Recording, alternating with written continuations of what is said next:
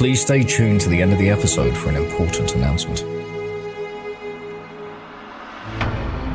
In a previous episode of Beyond the Dark, we delved into the early years of Simone Pianetti, a fiery and arguably arrogant young man who tried to make his fortune in New York City, only to end up running for his life. But despite his hardships in America, the worst events were yet to come.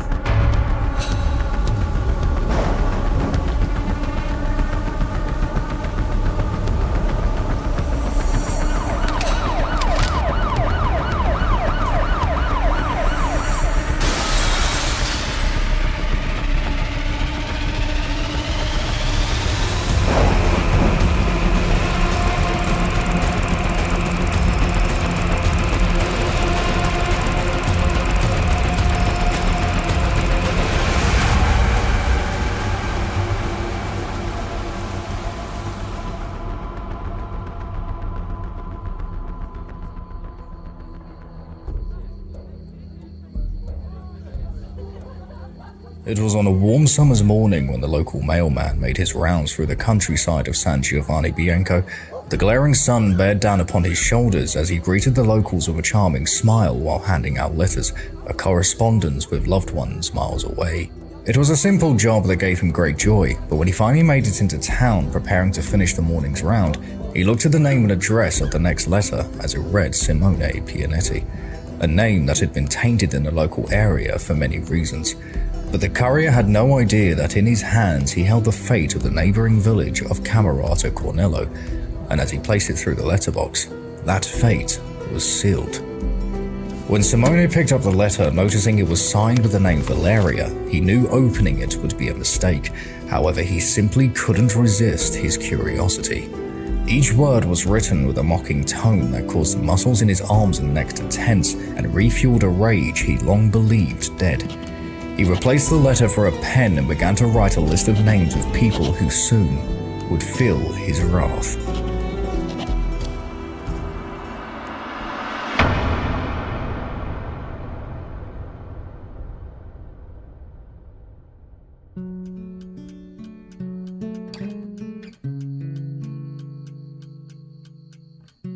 After returning from New York, humiliated and ashamed, Simone, under the advice from his father, settled for the simpler life. With his ambitions put on the back burner, the fractured relationship between father and son did start to repair, albeit slowly, and despite Simone's wounded pride, he found himself helping in the family business as a way to get back on his feet. He turned to harvesting the fields and working the vineyards with the locals as a way to form a strong rapport with the villagers, and it worked. No longer did they see him as the restless and rebellious boy, but a hard-working and determined young man, and that determination was rewarded when he laid his eyes on Carlotta Marini. It was clear for all to see that Simone was utterly enamored with a young woman, and thankfully she felt the same for him. The courtship between the two was fast, the wedding even faster, with their love being undeniable to any who saw. These early years were much kinder to the young man as he finally started to regain control over his life after his many trials and tribulations, and in a relatively short time he managed to amass a small fortune by scrimping and saving as much as possible, to the point that he was able to surprise Carlotta with a comfortable home on the outskirts of town, and she in turn surprised him with the birth of their first child, and over the next few years, 6 more children were to follow. It all seemed to be finally going his way, a beautiful wife, 7 wonderful children, and a partnership in the business. But the first of his problems arose wearing black vestments and a clerical collar. The local priest, Father Felipe. He was known as a very influential figure in town, even had an important seat at the local municipality, for you see, nothing happened in town without his say-so, as much of the village activities and economy was overseen by him and the other elders. It was during a usual Sunday morning when Carlotta left the Pianetti home and sat quietly on a pew with the other locals of the church, where they listened as Father Felipe went on a tirade about hedonistic desires. The holy man's words echoed off the walls as the flock nodded their heads in agreement, but Carlotta felt as if he was directing his vitriolic stance directly at her and her family. Whether or not he was isn't clear, but what happened next brought the woman to tears. After the service, with all gathered out the front of the building praising the priest for his powerful sermon, Carlotta was asked rather bluntly by Father Felipe why her husband doesn't attend church. Of course, he knew why, but for reasons unknown, he decided to humiliate the woman in front of the entire congregation. Carlotta stammered and stuttered, desperately searching for an answer that had satisfied the judging eyes, but she didn't have any to give. Instead, she made her way through the crowd, tears welling in her eyes, feeling utterly ashamed. When she returned home and explained what happened, Simone was near frothing at the mouth. If Father Felipe had a problem with him, then fine, but how dare he publicly humiliate his wife? After consoling Carlotta and having time to cool down, Simone showed that he had changed from being the once fiery young man, as he decided to let this insult slide, as much as it pained him. You see, by keeping the peace among the villagers, maybe even just attending church once in a while, he could continue with a quieter life, as it was clear that the elders saw him as a threat to their traditional ways.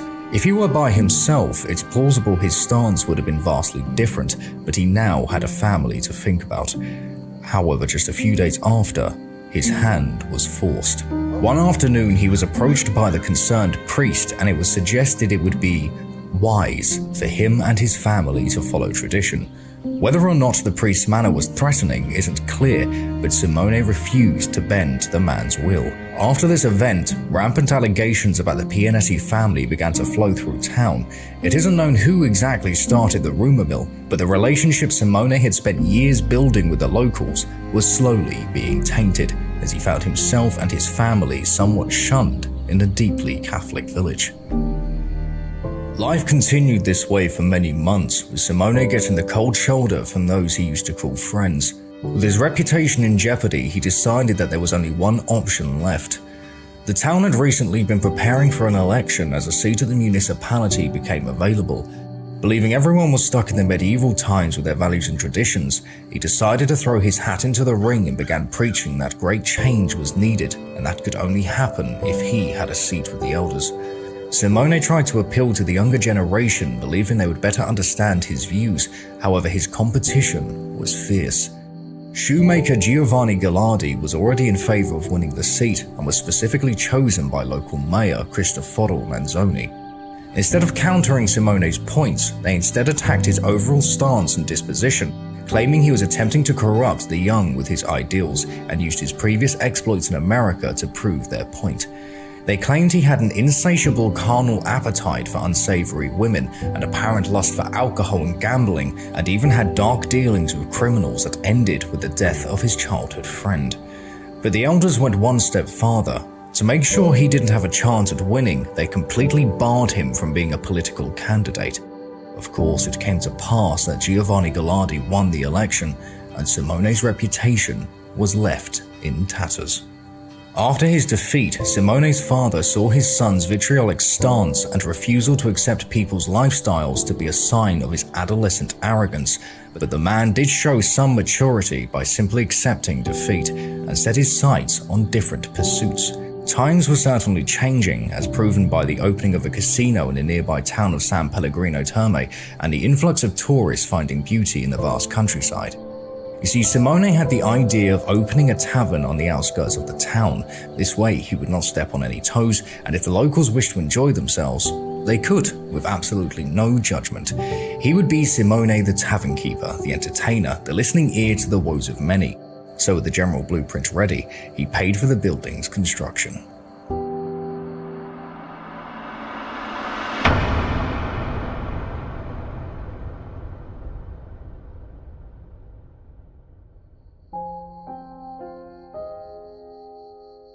After losing his chance to follow a political career, Simone put all of his time into constructing his dream, but his new venture didn't come without issue. When the papers fell upon the desk of Municipal Secretary Abramo Guidici about requesting a license to operate in the town, it was fair to say the man was a bit hesitant. After the recent elections, Simone wasn't in the good graces with the other elders, and alcohol was seen as evil. But surprisingly, instead of following their methods, Abramo decided to grant him the license with the hope that the man was opening the establishment out of a gesture of goodwill. However, Simone didn't have the same luck with town clerk Giovanni Gaboni. You see, the ornate fountain out the front of the tavern required some of the town's water to be diverted so it could function. Without it, the fountain was a rather pathetic display. All he wanted was the last piece to be operational before he opened the doors to the public. However, Giovanni gave a swift denial to Simone's request. Initially, he was rightly angered by the denial. However, with enough time, he believed he could get the decision overturned, especially if business started doing well. Thankfully for him, the establishment became a hit, and within a few weeks of opening, Simone saw people come from far and wide to taste the vast selections of wines and ales he supplied, as well as enjoy the variety of live music in the luxurious ballroom. Very quickly, he began to make a healthy profit and even managed to rekindle some old friendships with some of the townsfolk, but despite his smile, many did notice there was a sadness in his eyes. Simone's youngest son had recently started getting dizzy spells and was unable to eat properly. Once again, it all started to fall apart. Within a month of the tavern opening, the village was brought to utter shock and horror when the parents had learned that Simone had been allowing dances to take place between the young men and women, one of which was the daughter of Abramo, a young woman by the name of Valeria. Utter panic had spread as they believed their children were on the cusp of committing sin and accused Simone of tainting the minds of the young with his anti-clerical views, jeopardizing the virtues of the women, and using his position to get the locals drunk and challenge the position of the elders. After the scandal, Simone sat and watched as each night less and less patrons arrived at his business and had to face the fact that his new venture had to be shut down before it even had a chance to truly begin. Abramo and the other elders, however, decided to act first by forcing the shutdown themselves. After Simone locked the doors for the final time, he watched in horror as they burned and salted the earth around the building to contain the sin, and Simone was branded an anti-clerical anarchist.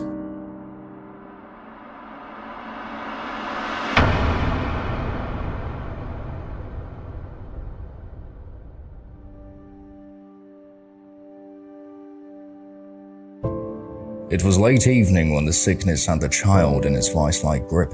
He was unable to eat, unable to stand, and barely conscious enough to talk as the fever destroyed him from the inside.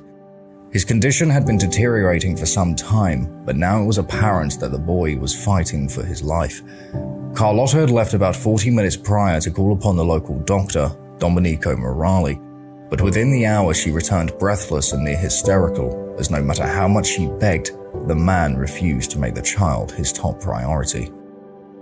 When Domenico did arrive many hours later, the child was struggling to breathe, and after a quick examination whereupon he gave the young boy a tonic to ease his pain, he told Simone to keep his son warm and well fed, and with time, he will recover.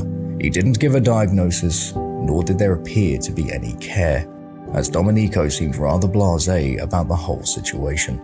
Obviously, Simone didn't react well. The man's attitude and utter incompetence forced Carlotta to stand between the two men as Simone tried to throttle the doctor. After seeing his reaction, Domenico scuttled away, leaving Simone cradling his child, but as the sun began to rise, the boy sadly died in his father's arms. They buried him in the local church, and within the week, the Pianetti family decided it was best to leave Camerata for good. The utter sorrow bearing down on the couple's shoulders took the life out of them, as Simone knew if he stayed, he wouldn't be able to contain his anger. Around 3 miles away, they found a home in the village of San Giovanni Bianco and attempted to rebuild their lives once more.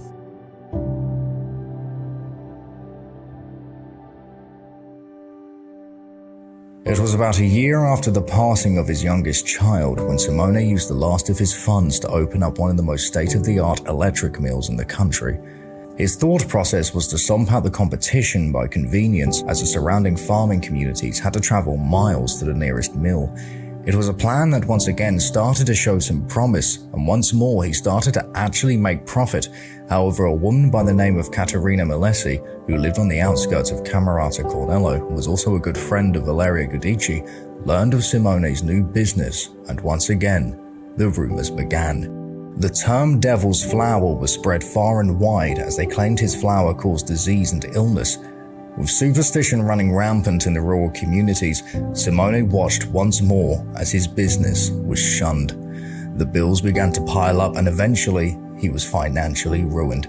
Full of debts and with a wife and 6 children to support, Simone began to reach his breaking point, but the final nail in the coffin is when he received a letter from Valeria that not only mocked his failures, but even the death of his son. When he finally finished writing his death list in the early hours of the morning, he grabbed his triple-barrel shotgun and made his way to Camerata Cornello.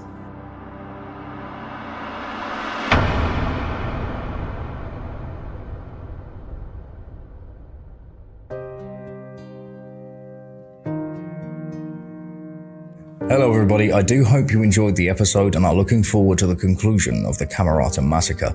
I'd like to announce what is happening for the future of Beyond the Dark. Since April of 2021, I have been working on the Pizzetto Massacre, the Camerata Massacre, and the Vampire of Sacramento, Richard Chase.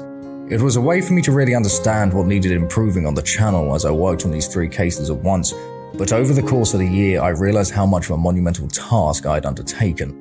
The reason why it takes me so long to upload is I keep falling into the bad habit of attempting to write a novella with each script. It also doesn't help that I'm also painfully dyslexic. But with all that combined, it also meant I was not studying enough when it came to my art, thus the compositions took longer to draw. Which is why I want to give you an idea of what is happening behind the scenes. I want Season 3 to be the largest jump in production I have ever done. Thus I've increased my study time tenfold as I want to be completely dedicated to my craft. I've also set up a proper work plan to stay on schedule, because for the most part I would pretty much fly by the seat of my pants, and because I didn't have any real structure, it meant I wasn't covering all bases, thus the videos were slowing down. I am broadening my range when it comes to cases I shall be covering. This includes things such as the Vepper incident, the 8 Immortals restaurant murders, the Amityville murders, the Taipei metro attack, along with many more. I'll also be covering disasters such as the Nedeling catastrophe, the Salang tunnel fire, and even subjects such as Aokigahara Forest and the Nazino incident. But not only am I working on these standard cases, but I'm also working on a special mini-series I have labelled Legends of the West, where I'll be covering some of the most brutal killers, crimes and tales of the Old West, as well as some of the more obscure murders of that time period, which includes the Kentucky cannibal Boone Helm, serial killer Charles Kennedy, legendary American trapper and real-life revenant Hugh Glass, and if you're a fan of Cormac McCarthy's Blood Meridian as much as I am, I will also be telling the true story of the Glanton Gang. Once the series is complete, each episode will be released weekly, as it is a chance for me to be more creative with my writing and a fantastic way to experiment with shots and art styles I normally wouldn't do. Once I've moved on from the Old West, I will set my sights on other time periods such as World War I and World War II, ancient Greece and so on, as a nice way to keep the miniseries going. Once the miniseries is finished and the last episode is uploaded, the Beyond the Dark special covering the 1997 North Hollywood shootout will then be released. With all that said, for me to get the schedule up and running and start getting these videos to you in a regular time frame once more, I'm hoping for it to be 2 videos a month, each one being released every 2 weeks. I'm going to be taking a hiatus from uploading to YouTube for 6 months to get myself back on track. Before any of you worry, I actually already have around 4 scripts of Season 3 completed and many more already in their draft form. I've made them a lot more focused as I felt I would ramble on certain parts of the events that didn't hold much weight in the story, and I've condensed many of them down to what is important while trying to find the balance of not sacrificing certain details that I believe need telling. Now, considering my current upload rate is only 1 video every 2 to 3 months, I honestly think 6 months will fly by. I will have the Q&A and special behind the scenes video uploaded during the hiatus to give you an update on my progress and to give you a glimpse of what is coming, and of course answer any questions you may have. And I do have an uncut version of an episode that I'm going to release during this time just to give you something to see. With all that said, if you wish to gain access to Season 3 early as each video is completed and uploaded to my Patreon, including early access to the Legends of the West, please consider joining my Patreon, as it does help me out a lot as I can put the funds towards the production of this channel. You will not only get your name in the credits, see behind the scenes and be able to input your own ideas into the episodes and even vote on the next miniseries or Beyond the Dark special, but you'll also gain access to future uncut episodes that are unable to be fully released on YouTube for a variety of reasons. Thank you all so much for your patience throughout the past year, and to any of you considering joining my Patreon. From the bottom of my heart, I thank you. I will see you all in 6 months.